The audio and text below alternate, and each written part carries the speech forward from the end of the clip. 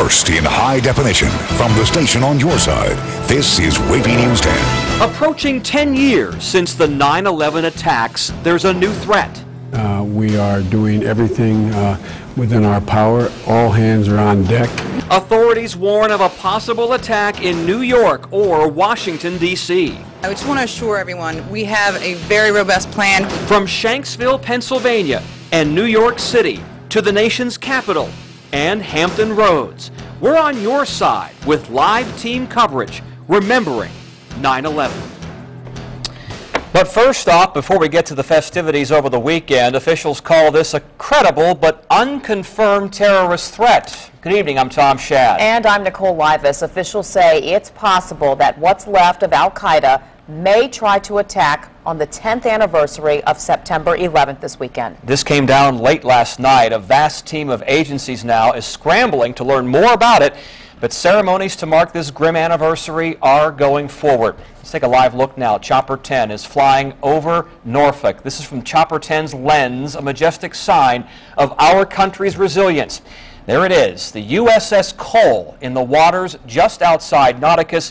It will serve as a centerpiece of the city ceremony coming up Sunday. And you may remember terrorists bombed the Norfolk-based Cole in a Yemeni port in 2000, killing 17 sailors and injuring dozens of others. 10 years ago on Sunday, terrorists took aim again, hijacking planes and attacking us at home. The Pentagon in Arlington, a field in Shanksville, Pennsylvania, and Ground Zero in New York City. Lots of people have memories of that day, stories from those different cities. Steve Handelsman begins our live team coverage from there tonight. He joins us now. Steve. Thanks, and good evening from Ground Zero in Lower Manhattan, where most of our coverage today will be about this new possible Al-Qaeda threat. But so much has changed at this 9/11 memorial site. First, let me orient you a bit. They're the twin pools. You can see one there being filled by a 30-foot waterfall.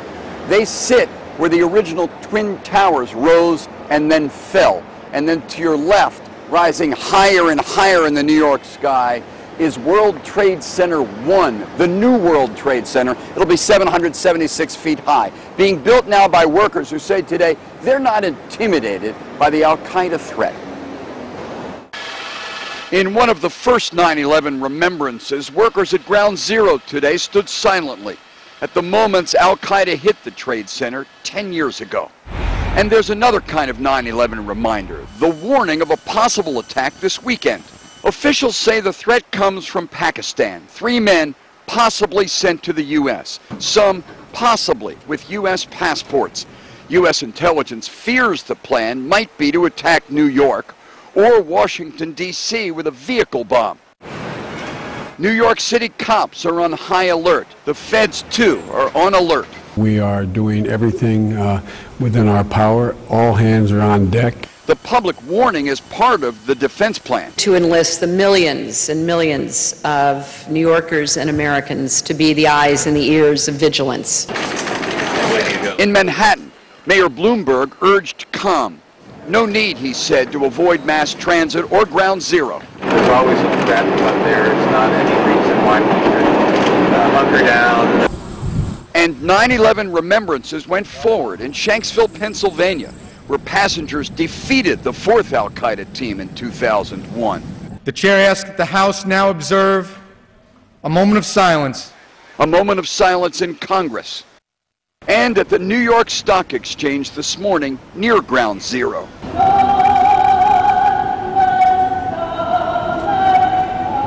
The financial community was hard hit on 9/11, but bounced back. Resiliency is a very important ingredient in defeating terrorism. 2 New York mayors, both defiant today. Number 1, New York is back, and number 2, the terrorists did not win. Those are 2 main themes as the new World Trade Center rises and America marks a decade since 9/11. Another theme, of course, is remembering all of those who died here. Families are gathering for an emotional weekend. Live at the World Trade Center, Ground Zero site, I'm Steve Handelsman reporting. Now back to you. Thanks, Steve. As soon as we heard about the terror threat, which targets bridges in New York and D.C., we thought about the safety of our own bridges and tunnels. 10 on your side, Stephanie Harris asked VDOT if it has stepped up security. Stephanie. Well, Nicole, VDOT is very tight-lipped about security measures, but a spokesperson told me that since there is no direct threat to Hampton roads right now, VDOT employees will do what they always do, remain vigilant and look out for suspicious activity. But is that answer good enough?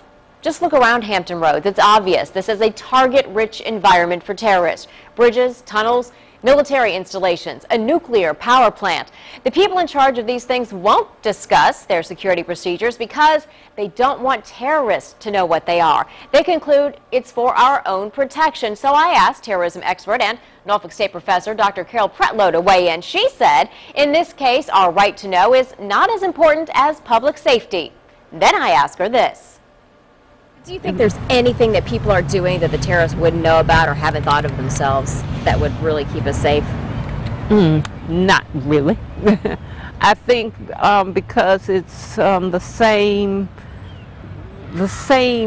strategies that we used to counterattack are the strategies that they use to attack.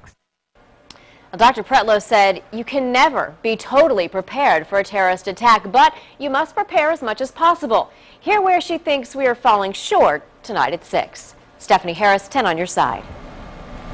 We're on your side with special September 11th coverage on WAVY.com. Just click on the September 11th tab on the home page and find a link to a page with photo galleries, timelines, and a place to leave your memories of that day. You can also view and submit events around the area commemorating September 11th. And President Obama is monitoring this potential terror threat from the road. He stopped in Richmond for a mission for voters. Tell Congress to pass his jobs plan. Anybody watching, listening, following online, I want you to call, I want you to email, I want you to tweet, I want you to fax, I want you to visit, I want you to Facebook, send a carrier pigeon. I want you to tell your congressperson the time for gridlock and games is over. The time for action is now. The president's proposals, which include payroll tax cuts and business hiring incentives, have received bipartisan support in the past. House Majority Leader Eric Cantor says he's willing to work with the president as long as Mr. Obama doesn't take an all-or-nothing stance. As we head into the weekend, we continue to track activity in the tropics. One system is gone, but we have 2 others to follow. Chief Meteorologist Don Slater is doing just that from the Super Doppler 10 Weather Center. Don? And the one system that is gone is Katia. That has moved past our area, producing some heavy rip currents and surf into the area. But look at this. No rain on the radar. And what was that big yellow ball in the sky today? The sun. A beautiful, beautiful day throughout the area. We've got some great weather coming up for the weekend. I want to show you what's going on with our forecast. We are looking again at lots of sunshine for now. And I want to show you what's going on with the tropics. Again, Katia is gone. That thing is moving on off very nicely into the Atlantic. Maria, watching that one very carefully. And I got some real good news on that one today. It's expected to pass between Hatteras and Bermuda. There's where it is Wednesday afternoon. 105-mile-an-hour winds, and the forecast models have really come together now and pushed this thing well offshore. And as far as what's going on with Nate, that one is not likely to affect the United States. It's hardly moving. It'll be a Category 1 storm as it moves ashore over Mexico. There's where it is by Monday. We'll have our weekend forecast looking pretty good. That'll be coming up in just a few minutes. Well, we've told you about 5 officer-involved shootings in the past month. We'll add one more to that list. Police in Portsmouth are investigating a shooting involving one of their own. It happened just after 1:30 Saturday morning on George Washington Highway. Officers say a Jeep drove onto a sidewalk, then hit a building. Officers reportedly told the driver and passenger to get out of the vehicle, but they say the driver put the Jeep in reverse and drove towards one of them. That officer jumped out of the way and fired one shot at the Jeep's rear tire. Police arrested Clifford Elton and Jacob Brock. The officers right now are on administrative duty. In the past 5 weeks, police in Hampton Roads have been involved in 5 officer-involved shootings, 4 of them in Norfolk and 1 in Hampton.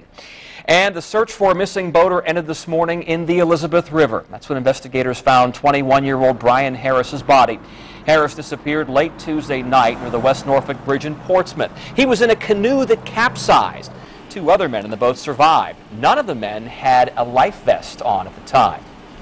It's a call no parent wants to get. A school saying that your child didn't show up today. Well, this mother received that call about her 7-year-old daughter. So she turned to 10 on Your Side with a warning for everyone to hear. Then a head start on marking the 9/11 anniversary. We'll take you live to the Pentagon for an early ceremony.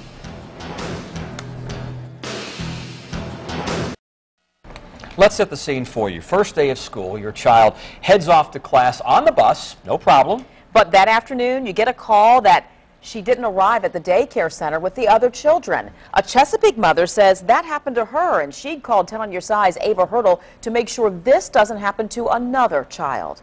I don't want no parent or mother to ever go through this. Tears still come when Angela Davis talks about her 7-year-old special needs daughter, Melina, and how she was left on a school bus. I was at a job interview and I had got a phone call from La Petite Academy, from the director, and she stated that my daughter is missing.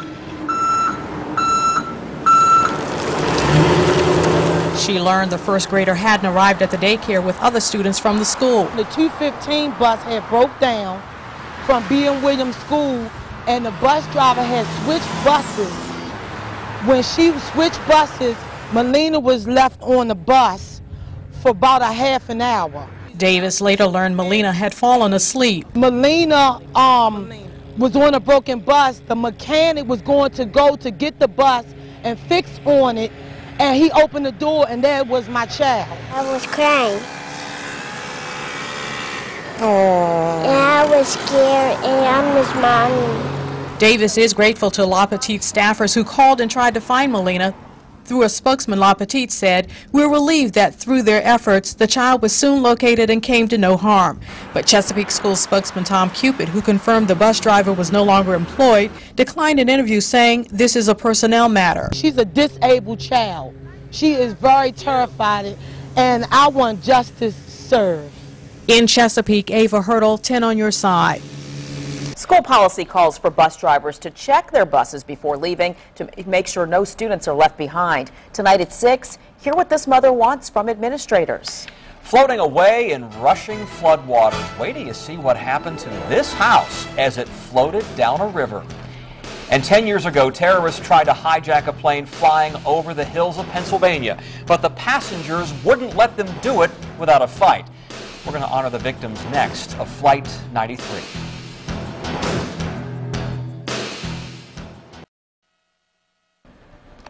$2,977 people died on the September 11th attacks, excluding the 19 hijackers.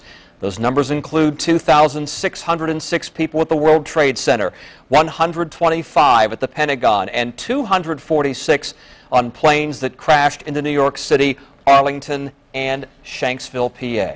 The victims of Flight 93 will be remembered in Shanksville, Pennsylvania for their heroism as they fought against the hijackers on 9/11. The Flight 93 memorial dedication is planned for tomorrow. And 10 on Your Side's Michelle Franzen is live in Shanksville in western Pennsylvania with more on that. Michelle. Well, Tom and Nicole, here in Shanksville, volunteer firefighters here were among the first to respond on 9/11 when Flight 93 crashed into a nearby field. They will be part of this weekend's ceremonies, including the dedication of the memorial tomorrow. Now, in the meantime, though, families of the victims tonight have asked the media and the public to give them some privacy so they have their own chance to reflect. In a remote field near Shanksville, Pennsylvania, visitors placed flowers at the site where 40 passengers and crew members aboard United Flight 93 died on 9/11. The smoldering crater of that tragic day, now a national park, with a memorial set to be dedicated Saturday. That site represents the final resting place to our loved ones, and to know that it's protected and under the care of the National Park Service is a sense of comfort it provides to the families. Gordon Feld is president of the families of Flight 93. He lost his brother Edward on the plane bound for San Francisco. He was 41 years old, father of 2 daughters, lived in Mattawan, New Jersey, and was making a last-minute business trip that morning. Cockpit voice recordings revealed when hijackers took over the flight shortly after takeoff from Newark International. It also captured the moments passengers fought back. United 93, here Cleveland Center. Todd Beamer actually dialed 0 on the airphone. Acts of courage and sacrifice credited for keeping the hijackers from reaching their intended target of the nation's capital. This was a very heroic effort on their part to preserve, and yet they knew they were giving their lives. They knew they were not going to come out alive. So history of one of the nation's darkest moments, wrapped in stories of heroism. Joining victims' families tomorrow and the public will be former President George W. Bush, former President Bill Clinton, and Vice President Joe Biden. And then on Sunday, President Obama will also visit the site and pay his respects. Tom, Nicole? All right, Michelle Franzen from Shanksville, PA. Thank you. Now, in high definition, your Super Dot for 10 forecast with Chief Meteorologist Don Slater. Sunshine into the area, a few clouds, and again, real nice day. And obviously, first day, although we haven't seen significant rainfall into the area in quite some time, at least into parts of the area.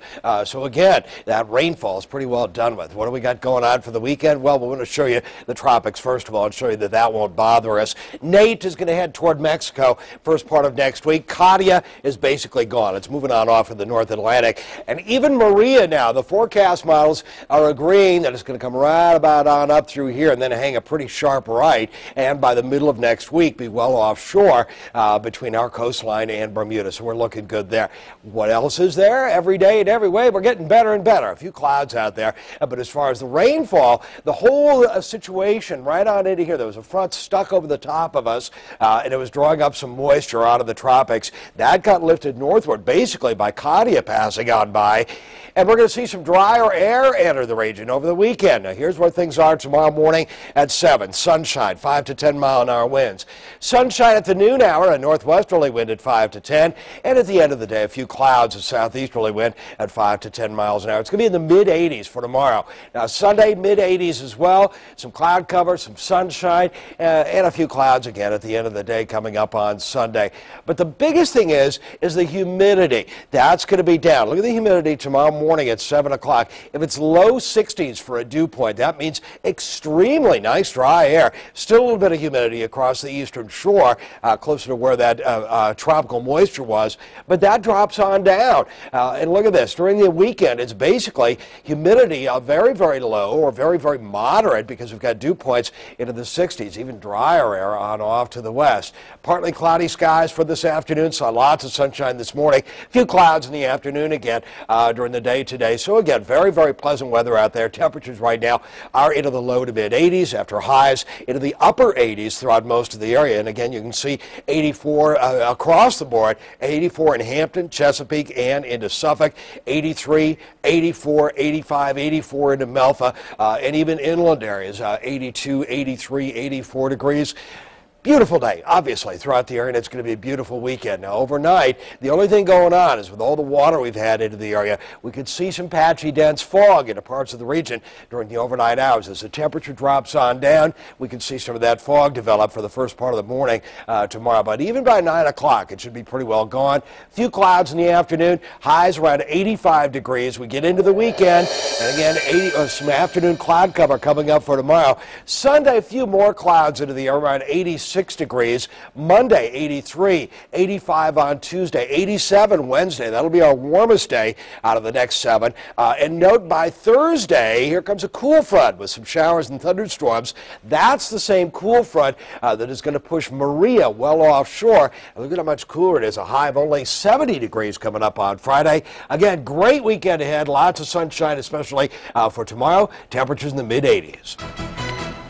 This century-old covered bridge survived Hurricane Agnes, but you'll see how the structure was no match for the remnants of Tropical Storm Lee. Then Langley Air Force pilots scrambled to react to those deadly terrorist attacks. 10 years later, we talked with airmen on the base about what that day means to them. That's new at 5:30.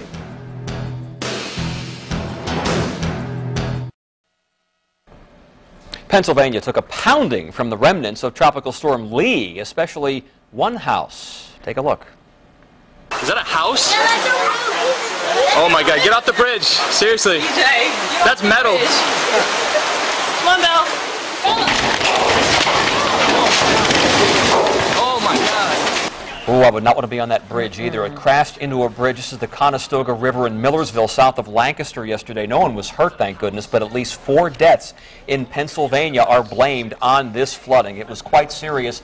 Now, look at Seagrist Mill. This is a covered bridge, also near Lancaster. The overflowing Chickies Creek washed it away yesterday afternoon, but not before it lasted 126 years. It was on the National Register of Historic Places, and it survived Hurricane Agnes in 1972. That was a really bad storm in Pennsylvania, but not the remnants of Lee. A Texas wildfire burning since Monday flared up again. The fire near Houston stretches across more than 12,000 acres. Firefighters are battling the flames from the ground and the air. The wildfire has destroyed at least 75 homes. You know a lot of folks are smelling that smoke there. There are dozens of wildfires burning across Texas. It's the worst outbreak in state history. Flames forced families to run from their homes. The latest on the investigation into what caused this Portsmouth apartment fire. And Hampton Roads remembers September 11th. We're on your side live with a tribute to all service members and their families, new at 5:30.